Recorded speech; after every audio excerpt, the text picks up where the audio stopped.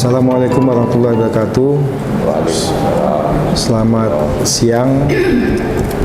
Salam sejahtera bagi kita semua.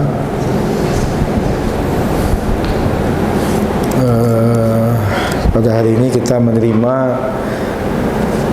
rekan-rekan dari Badan Penyelesaian Sengketa Konsumen Kota Medan yang telah mengirim surat kepada kita untuk berkoordinasi berkoordinasi dalam rangka pengaduan konsumen. Sebelumnya kami perkenalkan, saya Azwir Agus SHM selaku Ketua DPC Pradi Medan, kemudian ada Wakil Ketua Bapak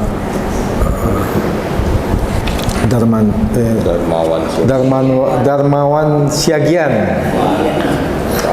Wakil Ketua Bidang Bantuan Hukum ya. Kemudian ada Ibu Rumintang Naibaho, beliau Direktur PBH Pusat Bantuan Hukum. Kemudian ada Pak Gozali Marbun, beliau juga sebagai Wakil Sekretaris Bidang Advokat ya, urusan pendidikan lah ya. Nah, kami sangat berterima kasih Pak Padian yang kami hormati dan Bu Siti ya. Kemudian ada Pak Kamal ya.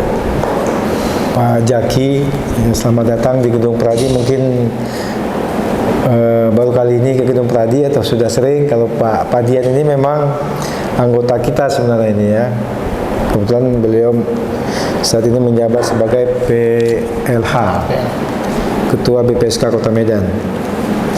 Kami sangat berterima kasih kunjungan Ibu Bapak Pak Padian karena telah ya kami terbukalah untuk berkoordinasi mengenai pengaduan konsumen ini, karena memang ini salah satu pekerjaan yang juga bolehlah advokat mewakili konsumen atau pelaku usaha. Mungkin nanti Pak Padian lebih jelasnya ini disampaikan.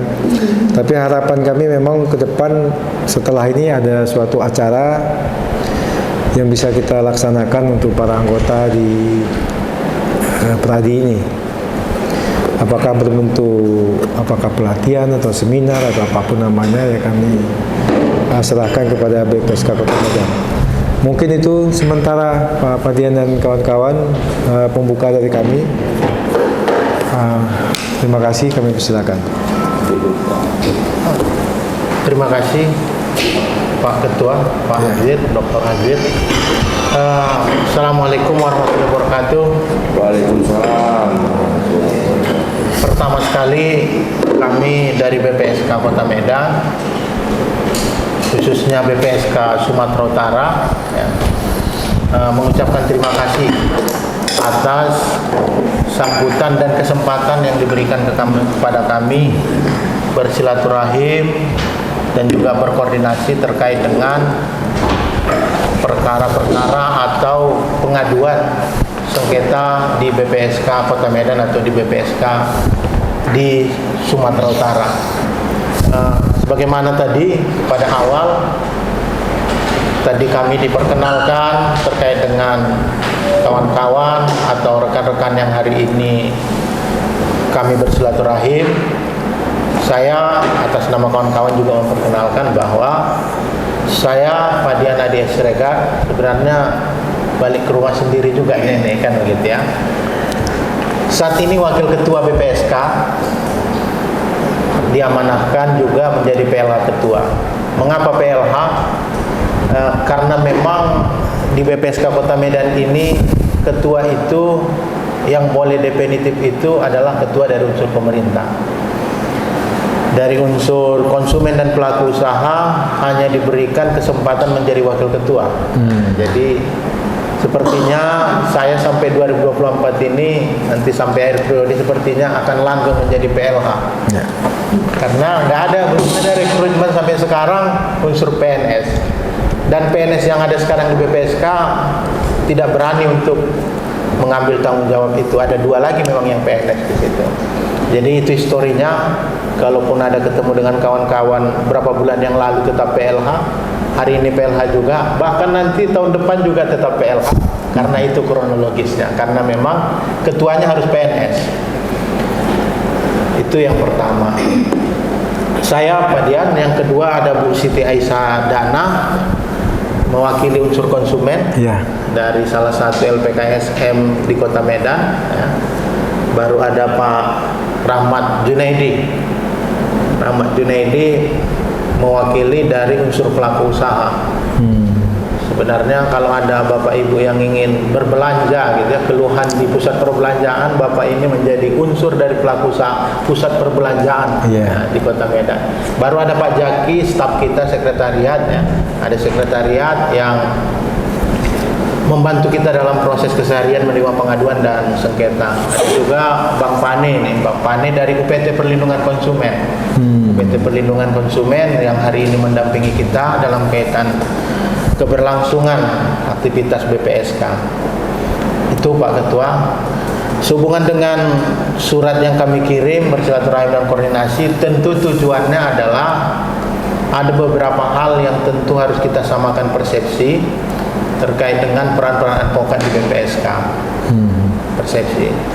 Yang kedua, tentu dari tidak tersosialisasinya dengan baik peran-peran BPSK ini, maka menjadi penting bagi kami hari ini bersilaturahim, juga meminta pendapat, saran terkait dengan keberadaan BPSK Kota Medan, dan ada 3 BPSK lagi di Sumatera Utara, yaitu Siantar, Asahan, dan Sibolga. Terkait dengan judul surat kami itu adalah peran advokat. Selama ini memang dalam perjalanan seringkali berbeda pendapat kita dengan dengan advokat. Kenapa menjadi penting juga kami rasa harus ke Pradi Medan? Karena informasi yang kami dengar, Pradi Medan Seirokan ini paling banyak anggotanya. Itu paling banyak anggotanya, tentu kami berkoordinasi. Yang pertama tentu yang kita berdiskusi adalah soal persepsi kuasa hukum itu. Banyak rekan-rekan kita yang bersidang di BPSK menafsirkan kuasa hukum itu seperti kuasa hukum di pengadilan. Kuasa hukum di pengadilan. Padahal secara limitatif dan tegas di undang-undang dan peraturan pelaksana BPSK itu hanya terhadap 4 hal yang boleh dikuasakan. Yang pertama, ahli waris, karena konsumennya sudah meninggal, dan itu mutlak kuasanya adalah kuasa keluarga. Yang kedua adalah baru 3 lagi boleh kuasa hukum. Yang pertama adalah terkait dengan konsumennya, kalau ada atau pengadunya di luar negeri, maka boleh kuasa hukum. Yang kedua, kalau konsumennya sakit yang dibuktikan dengan rekam medis lah gitu, atau dari rumah sakit atau dokter, bahwa tidak mungkin hadir di situ. Yang ketiga adalah usia lanjut. Tentu ini penafsirannya juga berbeda-beda, debatable ini. Tapi kami secara diplomatis mengambilnya umurnya adalah 58. Bahwa di atas 58 mungkin bisa lah dikuasakan gitu.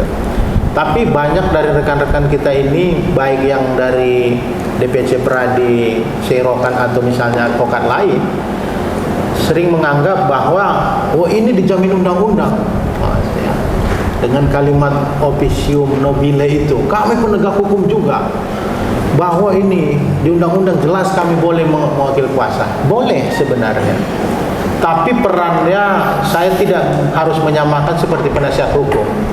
Tapi sesungguhnya boleh didampingi kuasa hukum, tapi perannya adalah pasif. Artinya seperti peradilan pidana lah gitu. Artinya memberikan nasihat-nasihat hukum saja begitu ya. Lantas kemudian kenapa dianggap kadang-kadang rekan-rekan kita ini ngotot begitu ya? Karena memang sesungguhnya nggak ada alasannya untuk curiga kepada kita. Perlu kami sampaikan bahwa BPSK itu, majelis yang menyidangkan itu ada 4 tuh, ada 3 ya. ada pemerintah, itulah dia ketua majelisnya. Nggak bisa ditawar-tawar, ketua majelisnya harus pemerintah. Di samping tadi ketua BPSK, ketua majelisnya juga harus pemerintah. Yang kedua, ada unsur konsumen dan ada unsur pelaku usahanya. Sebenarnya nggak ada alasan kawan-kawan kemudian untuk curiga bahwa kita akan main-main atau manipulasi. Di luar konteks naluri manusia dan moral itu tentu nggak bisa kita hambat begitu ya. Tapi kemudian memang yang agak kesulitan ini kita dalam penyelesaian sengketa, seringkali pelaku usaha itu yang hadir justru kuasa hukum. Ini memang yang kita sering-sering agak kelimpungan itu.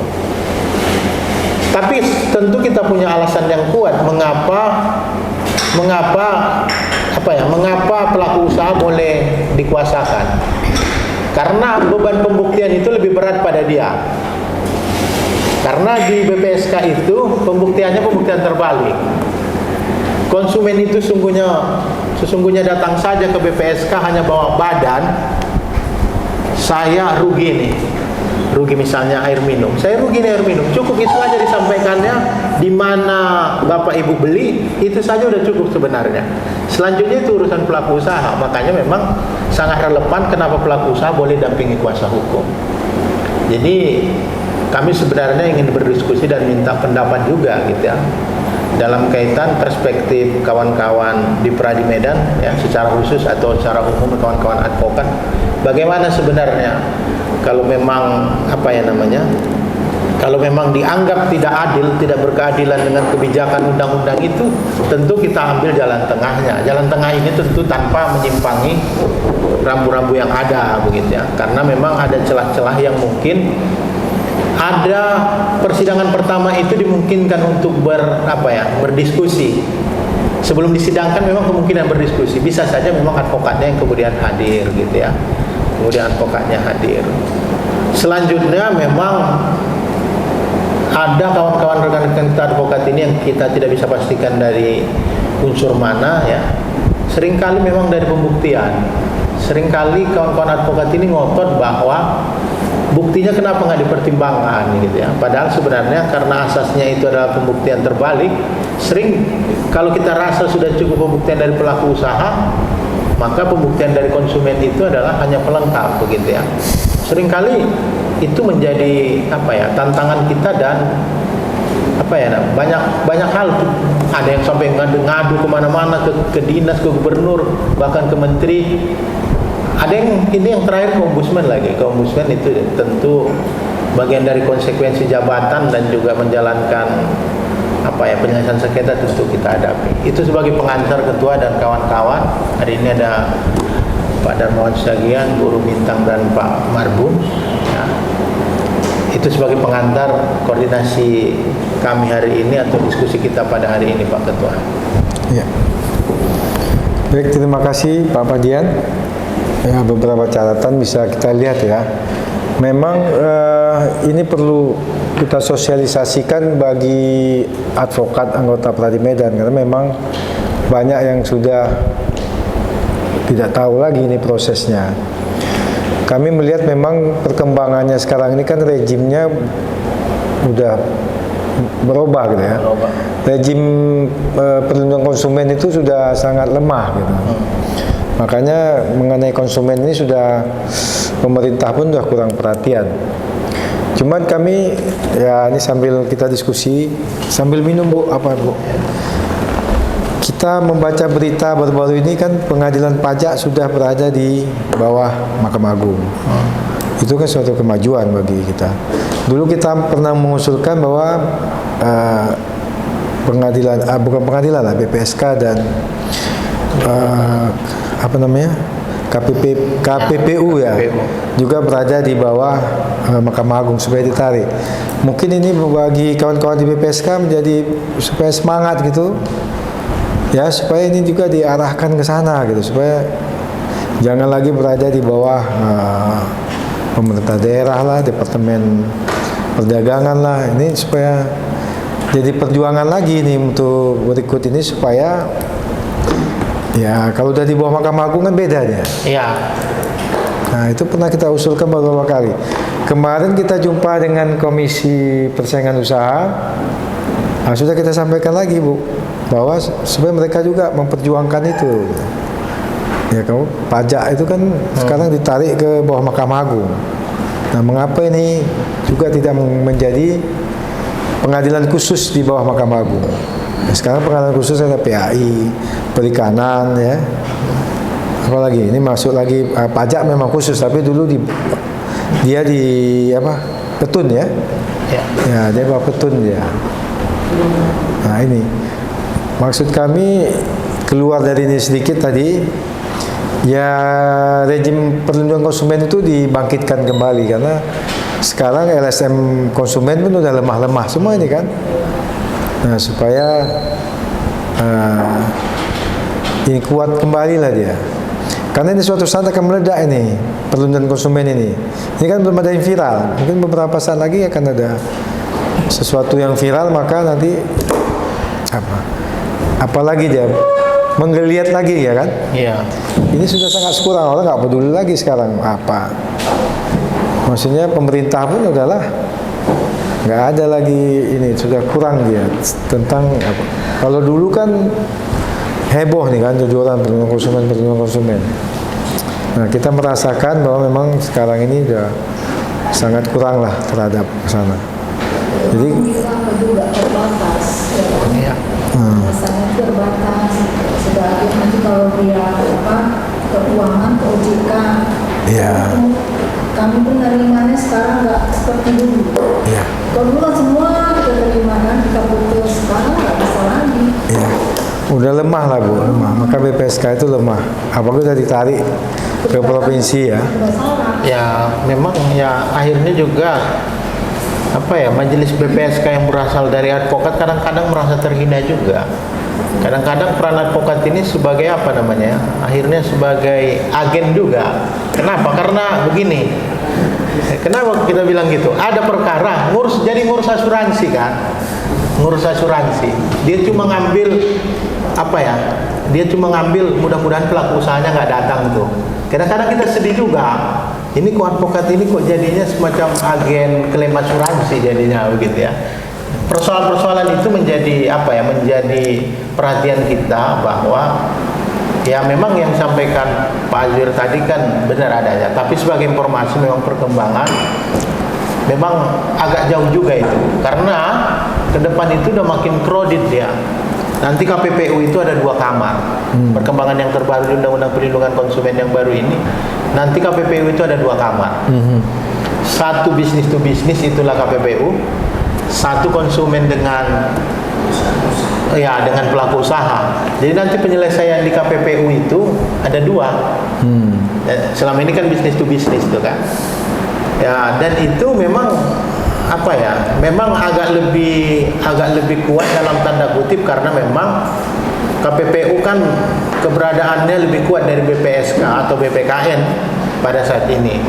Tapi memang harapan tadi itu memang menjadi masukan kita. Kalau memang seperti yang sampaikan Pak Azwir tadi, ini kan gejolaknya kan gejolaknya kan nggak besar. Walaupun sebenarnya bisa besar. Perkara yang di BPSK sekarang ini bukan kecil-kecil, Pak. Oleh takut itu di situ. Jadi memang harapan dukungan dari Pradi Medan itu menjadi besar juga. Gitu ya. Makanya menjadi penting bagi kita koordinasi dan silaturahim hari ini.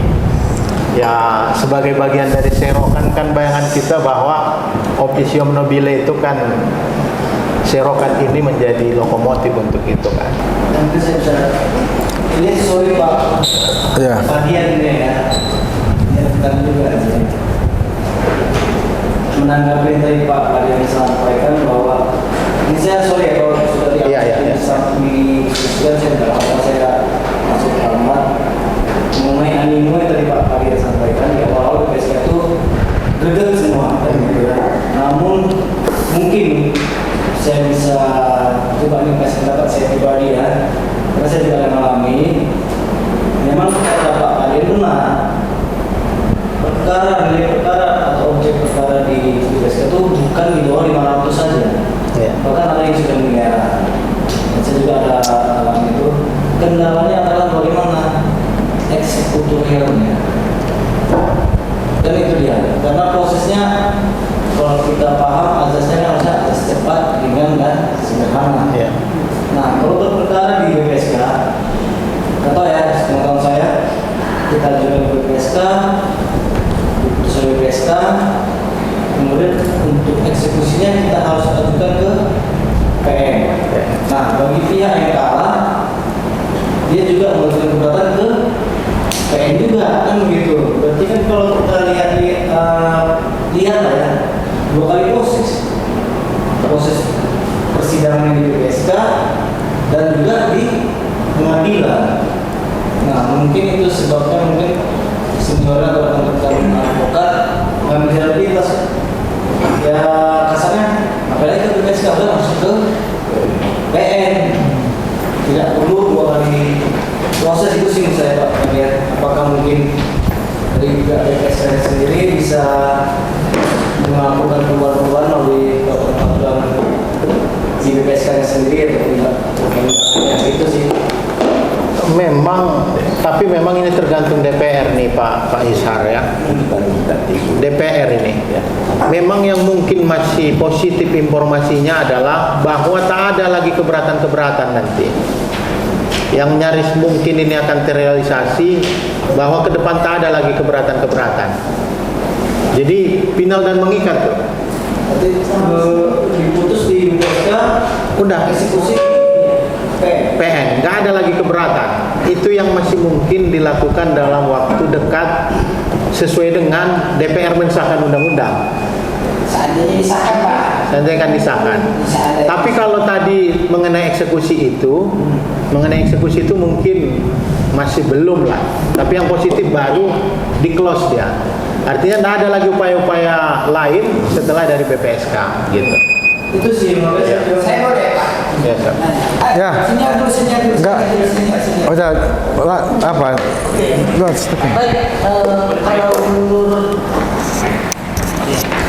Baik, kalau menurut saya melihat struktur yang duduk di dalamnya tidak beda dengan kedudukan seperti hakim ad hoc. Itu sebenarnya ya. Tapi untuk melegalitaskannya seharusnya ada, sehingga ada suatu kepastian sebenarnya bahwa keputusan itu memang orang-orang yang sudah kompatibel masuk di dalamnya, sudah mengerti bagaimana sebenarnya undang-undang itu sendiri. Jadi ada yang mengrekrutmennya yang benar-benar punya kualitas yang dianggap, yang ini semua tunduk ke Mahkamah Agung sebagaimana yang disebutkan Pak Aswir. Kedua, kemungkinan kenapa animo itu terjadi karena memang saya mendengar tadi pembicaraan bahwa kuasa daripada konsumen itu bersifat pasif. Seharusnya tidak. Dia harus, kalau memang itu pembuktian terbalik yang diinginkan oleh BPSK, harusnya masing-masing membuktikan pembuktian terbalik. Jadi jangan pasif. Kalau dia pasif, jelas itu sangat merugikan bagi pihak daripada konsumen itu sendiri. Itu yang mengakibatkan kenapa orang tidak lagi berkeinginan untuk masuk ke BPSK. Karena anggapan, loh saya pakai juga kuasa, toh bersifat pasif, kedudukannya sama dengan langsung untuk ketemu. Akibatnya apa? Ya terjadi keributan. Itu harus kita pahami. Konsumen langsung, yang tidak paham juga keributan. Penerima kuasa juga akan tidak terima kalau dia hanya bersifat pasif. Itu yang sebenarnya. Jadi itu harus ada pembaharuan itu. Jadi hak dan kewajiban masing-masing antara pihak konsumen maupun pihak daripada pelaku usaha harus mempunyai hak yang sama sehingga ada keseimbangan. Itu yang harusnya dilakukan di BPSK, apalagi yang disebutkan keputusan daripada PSK akan dijadikan final, gitu ya, akan menjadikan final. Jadi kalau memang itu jadikan final, dimohonkan aja itu ada lembaga khusus. Jadi jangan hanya berpegang kepada BPSK. Tapi kalaupun itu dia, tapi orang yang duduk struktur di dalamnya adalah unsur-unsur yang telah ditentukan.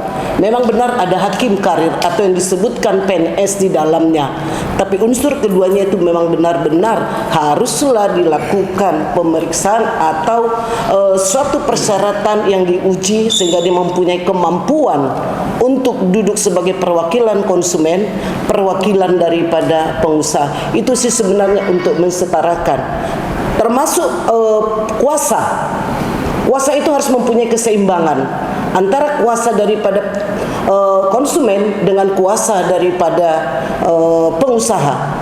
Jadi sama-sama melakukan pembuktian terbalik bahwa saya kehilangan kerugian akibat membeli sesuatu, dan pengusaha akan membuktikan loh itu tidak sebagai kerugian. Itu yang harusnya, sehingga ada rasa keadilan dan kemanfaatan terhadap apa putusan dari BPSK itu. Iya, itu harus ada rasa keadilan. Itu yang menurut saya yang harus diberikan masukan, sehingga Serokan akan antusias untuk setiap ada persoalan cepat. Kalau dia jujur aja, kalau dia kuasa umpamanya kita dari konsumen bersifat pasif, waduh, sama saja kita menyodorkan ini loh, tapi tidak bisa memberikan pendapat atau argumentasi hukum. Saya pikir itu untuk dari saya. Terima kasih. Langsung Pak. Ya, silakan. Sebelum tanggapan. Terima kasih Ketua, terima kasih Pak Padian dan Bapak Ibu sekalian. Ketua saya Isar Sinaga. Bang Ayu udah ketua, ini Ketua Eka. Iya, itu Ketua. Kalau tadi saya ingin penegasan sebetulnya tentang sesuai dengan undangan, itu tentang sehubungan dengan surat kuasa. Tadi yang saya tangkap, kalau salah mau dikoreksi, adalah yang bisa diberikan ke kuasa itu yang pertama apabila di luar negeri, tua, sakit, dan satu lagi itu di bawah umur. Di bawah umur. Jadi saya mau merujuk begini, mau minta saran diskusi. Kalau dilihat dari 1792 KUH Perdata dan 1793 KUH Perdata tentang surat kuasa, dan coba dikorelasikan dengan di pasal 1320 dan 1338 saat perjanjian dan kebebasan berkontrak, tidak ada batasan seseorang untuk memperoleh kuasa apapun. Saya coba berpikir sebagai, saya memang lawyer nih, saya mau beracara nih di BPSK, apa sih dasar penghalangnya? Harus itu batasannya. Kalau dilihat dari pembatasannya itu, kalau kuasa itu dianggap sebagai bentuk sebuah perjanjian yang bersegi satu, ya kan? Ketika diberikan harus dilihat syarat sah perjanjiannya. Ada tidak yang membantahnya, ada tidak yang menghalanginya. Dan dilihat kita dengan kebebasan berkontrak 1338. Kalau dari sini seginya, pertanyaan saya, apa sih yang menghalangi ketika kami sebagai kuasa hukum ketika ingin beracara di sana harus terbatas dengan yang itu? Kalau karena batasannya adalah norma, kami nggak bisa bicara lagi karena batasannya norma. Yang kedua, sebetulnya saya dulu waktu masih mahasiswa sering jumpa sama Bu Dana ini. Bu, kita mau lapor BPSK, masih mahasiswa. Kita sering diajari sama senior-senior kita, lapor BPSK, lapor BPSK, lapor BPSK. Sama dosen-dosen kita lapor BPSK. Helm kita hilang saja, lapor BPSK. Sepeda motor kita hilang saja, lapor. Kita disuruh malahan terkadang kalau mau belajar hukum berani harus ke BPSK dulu dasarnya. Itu kita diajari begitu dulu dengan almarhum Bang Saparudin. Iya. Jadi sering kita dulu jumpa sama Bu Dana, minta formulir Bu, fotokopi Bu. Kita diajarin begitu. Kalau sekarang saya nggak tahu nih bagaimana dalam akademisi dunia kampus mengajari seperti itu, tidak. Kita memang disupport dan disugesti untuk maju berani. Sampai ada senior kita bilang, kalau mau jadi beracara tanpa kartu pengacara, ya di BPSK dulu prosesnya katanya. Kan nggak perlu harus kita jadi pengacara dulu, kita datang ke sana, kita sebagai korban, dianggap sebagai korban jadinya. Jadi saran sih sebetulnya bagaimana sih menggeliatkan kembali kepada adik-adik sih atau kepada kita yang advokat, karena kita juga nggak tahu gedungnya BPSK sekarang itu nggak tahu di mana. Syukur karena saya kawan saya Pak Dokter Fadila, ya kan. Kalau kita nggak tahu, yang setahu kita dulu adalah di Johor, di asrama haji. Sekarang kita sudah tahu itu pun karena ada iya, karena ada abang Anda. Kalau nggak ada, kita juga nggak tahu yang seperti ini. Karena adik kita juga kadang mau mengajukan, saya beberapa kali sebetulnya mau mengajukan di BPSK pengaduan. Mungkin karena ada sesuatu hal, saya nggak jadi tarik nih, saya nggak jadi ke BPSK. Kenapa sih juga nggak tahu di mana tempatnya sekarang. Kita cari, kita juga susah. Kita cari dulu.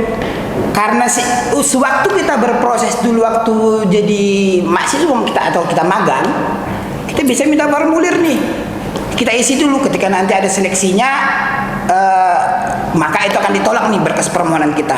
Tapi sekarang katanya ketika mau minta berkas permohonan apa, harus tahu dulu masalahnya apa.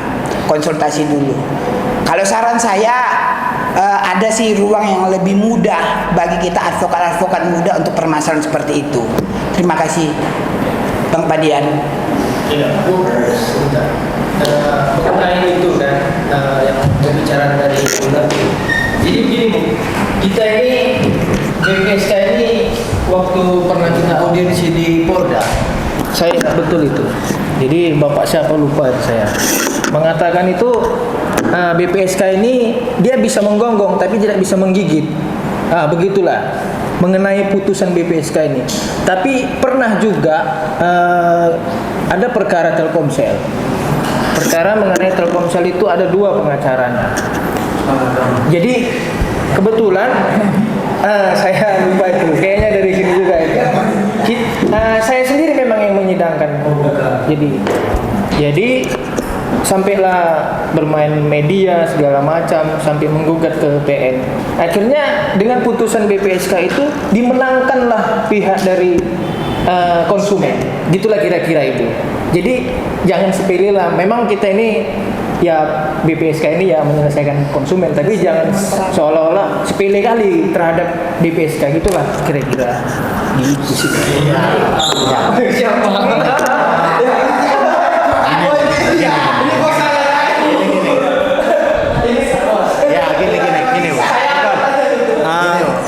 Sorry, enggak. Sebentar Pak Siregar. Supaya kita luruskan, seperti yang saya sampaikan tadi, sebenarnya kita praktisi hukum, khususnya kami lawyer ya, tidak menganggap sepele, tapi kita gini loh, kita berpikiran ya kita sama-sama pernah belajar hukum. Azasnya dalam peradilan itu cepat, ringan, dan sederhana. Namun kalau kita ikutin proses BPSK seperti saya sampaikan tadi, kita harus buat dulu permohonan ke BPSK, diproses, kemudian diputus. Kita hargai prosesnya.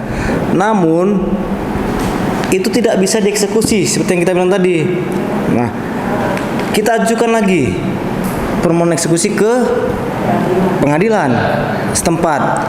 Nah, kalau si pihak yang dikalahkan, dalam hal ini dikalahkan lah ya, tidak mengajukan keberatan.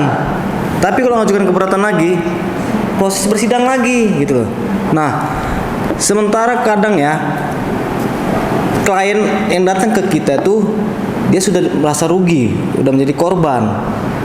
Dengan proses yang bertele-tele, kita bilang aja bertele-tele ya, karena saya langsung aja.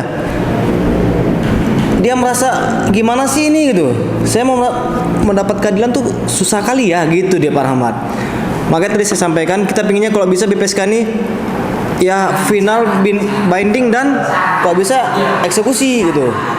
Jadi kita ajukan permohonan ke BPSK, diproses seperti kata Bu Urwintang tadi,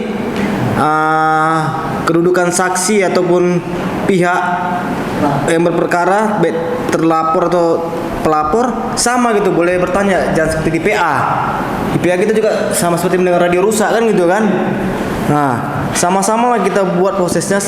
Saran ya Pak Siregar dan teman-teman BPSK, tolong dong ditampung aspirasi kami. Kalau bisa BPSK tuh terima proses sama seperti peradilan atau pengadilan negeri setempat, ajukan, diputus, bisa dieksekusi di situ. Dan kedudukannya sama seperti tabur rumintang. Si konsumen bebas, si pelaku usaha juga bebas gitu. untuk pembuktian gitu sih. Sekedar saran. Ya. Ah, Ya. Ada pemahaman kita yang berbeda mungkin di situ, ya. Jangan sampai yang seperti Bapak bilang. Kenapa? Tunggu berkuar-kuar dulu baru dibenarkan konsumen, itu tidak boleh dijadikan acuan, Pak. Keputusan Bapak tadi itu karena masuk ke dalam viral. Jangan keputusan BPSK itu menjadi tidak adil ketika dimasukkan dalam viral. Kalau memang keputusan itu memang benar, viral dan tidak viral, jadikan keputusan itu adalah keputusan kebenaran. Jangan kalau saya kayak ke Telkomsel dengan ini, wow viral, maka keputusan dibenarkan kepada konsumen. Lalu kalau dia tidak viral, dikalahkan konsumen. Itu konotasi yang Bapak bilang. Maksud saya pemahaman itu jangan terjadi.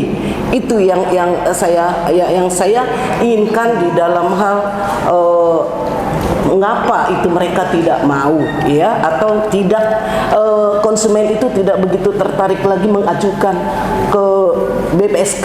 Salah satu contoh, ada datang ke Peradi ini menemui saya, dan baru-baru ini kalau tidak di bulan 2 dia melakukan perjanjian dengan suatu kontraktor untuk membangun satu rumah, ya, membangun satu rumah dengan dia mengasihkan DP itu adalah sekitar kalau tidak salah 50 juta. Itu seorang pengacara loh yang ajukan, tapi dia tidak aktif, ya. Karena dia ingin punya rumah, dia meminta itu dengan ada perjanjian sekian bulan itu selesai. Itu ya. Setelah itu ditunggu sampai dengan 2 tahun itu juga tidak. Diajukan permohonan kepada BPSK. Saya tidak tahu apakah itu masuk dalam unsur daripada konsumen, ya, karena dia masuk ke dalam kontraktor, dalam pengusaha. Tapi apa anjuran daripada BPSK? Saya lihat langsung bahwa ini adalah bukan ruang lingkup daripada BPSK. Itulah jawaban dari BPSK, dan itu 2 bulan atau 3 bulan yang lalu datang kepada saya. Dan itu yang sebenarnya menjadi kajian saya. Apa sih dasarnya? Tapi saya belum ketemu sama orangnya. Apa sih dasarnya disebutkan? Bahwa ini adalah bukan masalah konsumen. Karena ini adalah pengusaha kontraktor, ya, yang untuk properti yang membangun bangunan. Itu dia. Itu salah satu contoh. Dan dia mendapatkan jawaban seperti itu. Maksud saya, dudukkanlah kedua belah pihak dengan mengajukan pembuktian yang bersama, dengan merapatkan keduanya, dengan mempergunakan apa perjanjian mereka dan bagaimana undang-undang konsumen itu sendiri. Memang dia tidak masuk dalam konsumen atau tidak, dengan memberikan argumentasi. Dalam putusan itu hanya dibilang ini adalah tidak menjadi wewenang daripada BPSK. Itu langsung saya baca putusannya. Itu, terima kasih. Saya hanya mengasih itu ya. Nomor berapa itu? Nanti saya lihat ya. Jadi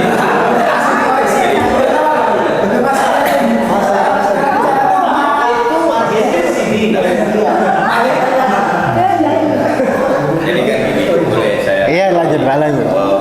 Kita di sini kan dalam rangka kepentingan konsumen lah. Ya. Ini dilahirkan dengan undang-undang konsumen. Iya. Nah, tapi yang terjadi adalah terapan daripada ilmu undang-undang tersebut kurang penajaman yang saya lihat. Artinya apa? Payung hukum setelah undang-undang ini apa? Itu yang tidak ada. Implementasinya adalah biasnya kepada baik pelaku usaha ataupun masyarakat. Ini yang tidak ada, artinya setengah hati pihak pemerintah di sini untuk menyangkut kepentingan masyarakat. Tapi ini pun menyangkut kepentingan banyak golongan, banyak kepentingan. Peraturan pelaksananya yang mana, aturan mainnya yang mana, sehingga muncul surat kuasa. Wajar aja kami pengacara mempertahankan kami sebagai kuasa walaupun sudah dibatasi dengan aturan main daripada konsumen. Ini perlu disosialisasikan juga kepada teman-teman BPSK. Artinya ruang lingkupnya ini perlu disosialisasikan. Itu yang supaya jangan terjadi kita berbenturan di lapangan. Kami pada prinsipnya undang-undang ini mana yang lebih tinggi, kadang-kadang di persidangan itu yang akan terjadi. Bapak pakai peraturan ini, tapi ketika mau saya kejar lagi sandaran Bapak apa, kadang-kadang teman-teman itu nanti malu juga kan gitu. Nah, itu yang harus dibuat untuk tentang beracara. Bagaimana beracara mekanismenya? Ya itu memang juga ya hukum acara di BPSK juga harus disosialisasikan. Nah, itu juga harus dipahami bagaimana bentuk BPSK, bagaimana ini salah satu caranya itu tadi yang dibilang Ketua Ajwid, ya kita ketemu lagi kapan waktu menerima ini, ya kan, untuk bisa memahami supaya pradi protan ini dengan pradi-pradi yang lain itu ketinggalan jauh pradi-pradi yang lain, kan gitu kan? Nah, ya teman-teman yang berada di BPSK ketika dia pengacara dia sudah paham ini alumni serotan. Ketika teman-teman ini kok ngotot kali gini kan, fighter kali gini kan, ini bukan. Jadi saya coba itu karena kadang-kadang dalam beracara juga sering terjadi bentrokan-bentrokan. Padahal sebenarnya bukan bentrokan, sehingga terjadi bukan fundamental saya pikir. Itu satu. Yang selanjutnya tentang yang dibilang saudara Isa, putusan BPSK. Memang putusan BPSK itu memang masih belum ada suatu kepastian ataupun kenyamanan. Tuh, saya berenung begini-begini, masyarakat konsumen mengajukan permohonan kalau bisa dibantulah cepat. Kalau bisa juga ada estimasinya di BPSK ini dalam jangka 30 hari sudah putus gitu. Itu harus ada konstelasinya, aturan mainnya di BPSK sendiri, sehingga nanti ya kan belum lagi beracara di pengadilan gitu. Pengacara pengadilan butuh biaya yang besar atau semua. Nah, ketika sudah biaya besar atau semua, dieksekusinya lagi begini gitu kan. Jadi berapa yang kita perdebatkan konsumen, terakhir kuenya jadi basi, perjalanannya, pestanya tahun yang akan datang. Dan ini kan tidak akan bisa dinikmati lagi. Saya pikir di BPSK sendirilah yang keseriusan teman-teman baik pemerintah ya kan untuk bagaimana menseriuskan ini tentang capek-capek teman-teman memutus rangkuman di sosial media atau semua ya kan, tiba-tiba putusan ini nggak dihargai, wajar itu. Kenapa? Tidak ada kepastian terhadap putusan yang saudara-saudara buat. Apa saudara-saudara buat? Harus ada payung hukumnya, audiensi lah sama gubernur sama apa supaya ya dinas kepala dinas membuat surat apa, dan kami pun dari advokat jadi takut juga kan. Kita kan ada undang-undangnya.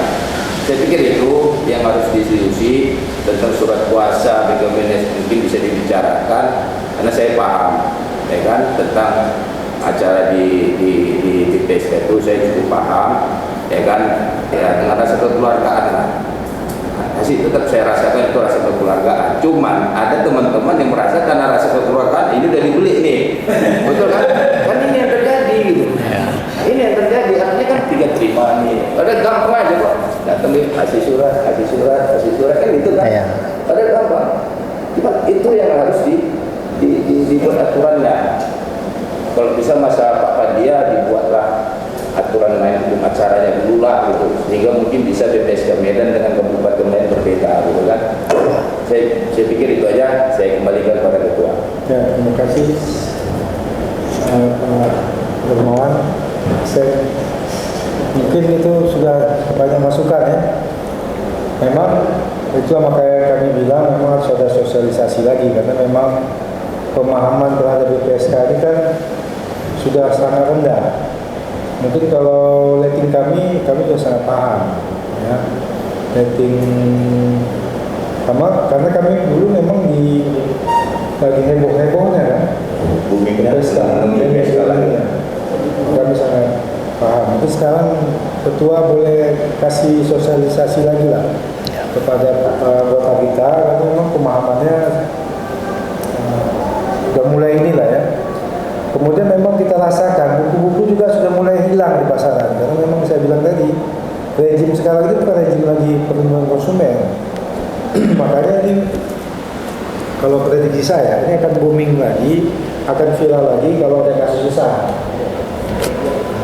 Dan viral mungkin di pemerintahan berikutnya ini kepentingan konsumen akan dilihat lagi. Sekarang ini nggak ada karena orang apa namanya aktivis konsumen sudah mengingatkan supaya undang-undang konsumen itu dirubah, diamandemen. Enggak, sampai sekarang enggak. Karena dari dulu memang pemerintah nggak punya kepentingan di situ. Dan itu selalu ditentang oleh pelaku usaha. Makanya undang-undang perlindungan konsumen itu sampai sekarang dibiarkan begitu. Tapi undang-undang lain dibaguskan, pemilitan, apa lagi, perburuan, Omnibus Law atau apa, cipta kerja nggak masuk undang-undang konsumen. Jadi tadi kalau yang disampaikan ketua tadi itu, yang disampaikan Bang Darmawan Siagian tadi, memang itulah persoalannya saat ini. Jadi makanya tadi kekhawatiran saya itu, ini kawan-kawan ini jangan dulu cerita-cerita yang lain-lain kan, bore arbitrase gitu. Ini sedang digodok undang-undangnya. Yang disampaikan Bang Marbun tadi begini dia, nggak ada yang larangan kuasa-kuasa hukum itu, nggak ada larangan.